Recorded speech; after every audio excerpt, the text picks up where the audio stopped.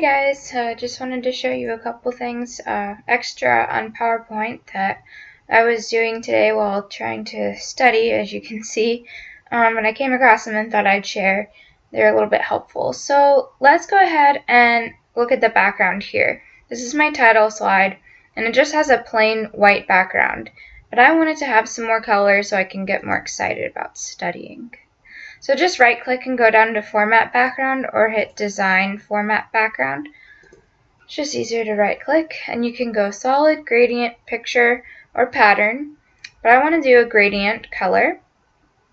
So they have preset ones here and you can click on whatever one you want, or you can create your own with these gradient stops. So the first thing I wanted to highlight was if I just go back to something like this. Okay.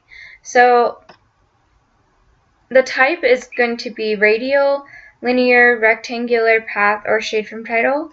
Linear is going to be a straight line, just as it sounds, so you can see it better like this. Radial is more circular, think of like a radius. See? Rectangular is a rectangle from either any corner you want or from the middle. It's easier to see when it's like this. Path comes from the middle, and shade from title comes from your title. So I want the linear one, and I want it to go horizontal. And then I want to change the color, so I can add or delete the stops.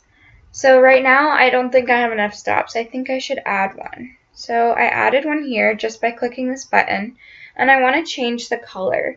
So just go down, select one, and go down to color, and you can pick any of these or more colors. I'm just going to click this one.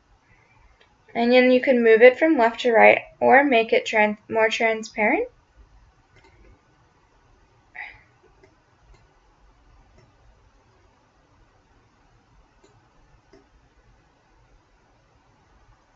Okay, I like that.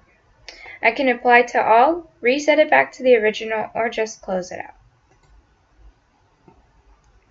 So that's how to really customize your background, and you can upload a picture if you want to for your background. But I don't really recommend a picture for the body of your PowerPoint because it can be distracting. Unless it's just like one of your background images you found on Google. Sometimes they have a lot better ones than just what these have. So that's another suggestion.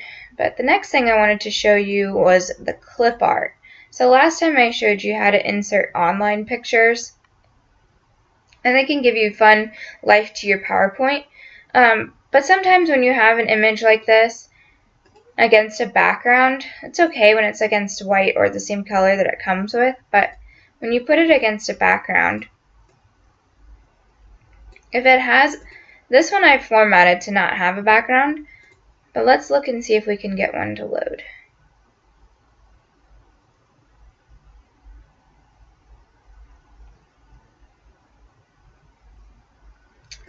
And it doesn't really want to load, but sometimes this comes with like a white background in this box you see, and to get rid of that, to make it seamlessly fit into your PowerPoint, go to Format and then remove the background, and it will come up with this purple like hue, and everything that's purple will be removed. So usually it will highlight some of your image, and then the background is usually completely purple. But when you take these boxes and spread it out to the entire box, it will start highlighting the rest of it, and now it's included the whole thing and eliminated everything in the background. Sometimes it will have stuff in the middle of your picture that you still want to include highlighted in purple. So you just click Mark Areas to Keep and just click it, or usually you can make a box around it, and it will keep it in your image. But then what if you don't want something? So then you have this Mark Areas to Remove. And I don't want this thought bubble. I just want the mouth. So just make a box around it. And I mean, just do your best. I mean, it'll usually pick it up what you want. But sometimes you have to play with it. So right now, I'm just making a box around this thought bubble. Or talk bubble, or whatever you call it. And sometimes it's a little hard to connect the box.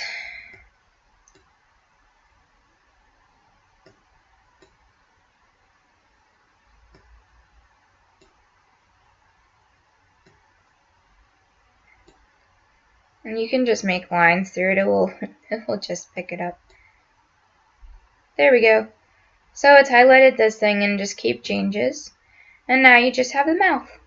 And it's a little, I mean, sometimes it'll be a little bit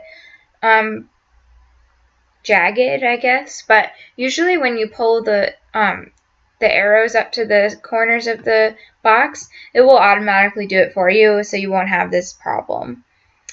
Okay, well those were just the 2 quick tips I wanted to share.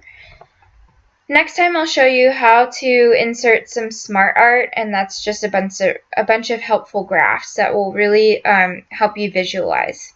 Okay, thank you.